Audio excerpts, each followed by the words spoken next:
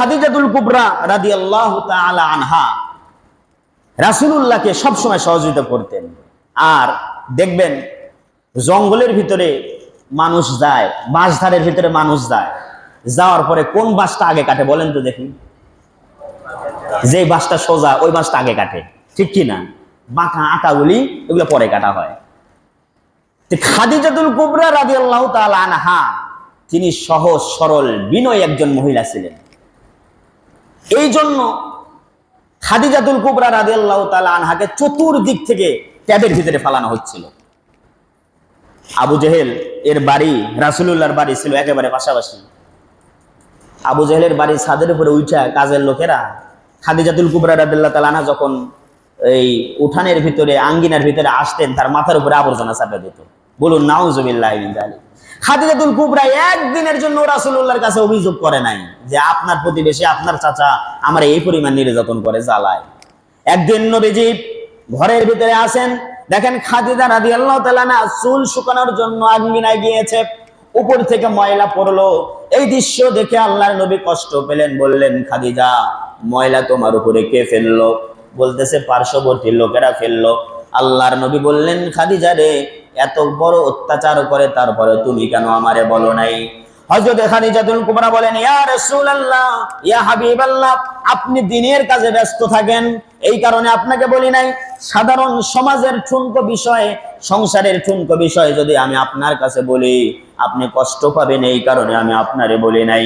আল্লাহ পাক রব্বুল আলামিন হযরতে মুহাম্মদ রাসূলুল্লাহ সাল্লাল্লাহু আলাইহি ওয়াসাল্লামকে সান্ত্বনা দেওয়ার জন্য বলছেন নবী খাদিজাকে আপনি কিছু বলেন না, খাদিজার কাজে আপনি কষ্ট পেন না।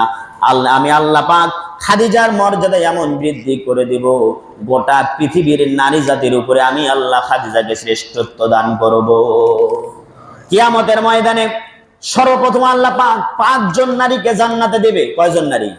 5 জন নারীকে জান্নাতে দেবে। তাদের নেত্রী হবে হযরতে খাদিজাতুল কুবরা রাদিয়াল্লাহু তাআলা আনহা। দুনিয়ায় মর্যাদা কিভাবে দিলেন? আল্লাহর নবী হেরা গুহায় অবস্থান করতেছেন, সকাল বিকাল 2 বেলা খাবার হেরা গুহায় পৌঁছায় দিত। এক সাক্ষাতে হযরতে জিবরাইল আমিন আছেন, নবীজির সঙ্গে কথা বলছেন, লক্ষ্য করেছে খাদিজা পাহাড় বেয়ে বেয়ে উপরে উঠছে। হযরতে জিবরাইল আমিন বলেন ইয়া রাসূলুল্লাহ, আমি আর এখানে থাকতে পারবো না, চলে গেলাম, কারণ খাদিজা আপনার কাছে আপনার খাবার নিয়ে আসতেছে।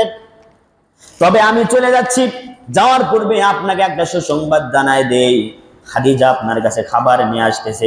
খাদিজা আসার পরে আপনি খাদিজাকে সুসংবাদ দান করবেন। আল্লাহ রব্বুল আলামিন খাদিজার কাজে এত পরিমাণ খুশি হয়ে গিয়েছে, যার কারণে আরশে আজিম থেকে আমার মাধ্যমে আল্লাহ পাক খাদিজাকে সালাম জানিয়েছে। এই নবীজির কাছে যখন খাদিজা আসলেন, আসার পরে আল্লাহর নবী খাদিজাকে ডেকে বললেন খাদিজা আজকে তোমার জন্য দারুণ একটা সুসংবাদ রয়েছে। বলি ইয়া রাসূলুল্লাহ, এই বান্দির জন্য আবার কি সুসংবাদ? আল্লাহর নবী বলছেন খাদিজা রে, তোমার প্রতি আল্লাহ পাক খুশি হয়ে তোমাকে সালাম জানিয়েছে। হযরতে খাদিজাতুল কুবরা একথা শোনার সঙ্গে সঙ্গে চোখের কোণা বেয়ে বেয়ে পানি পড়ে যায়, আর বলে ইয়া রাসূলুল্লাহ, আমি অধম মানুষ, আল্লাহ পাক আমাকে সালাম জানিয়েছে, আমি কিভাবে আল্লাহর সালামের উত্তর দেব? আমার ইলম নাই, কালাম নাই।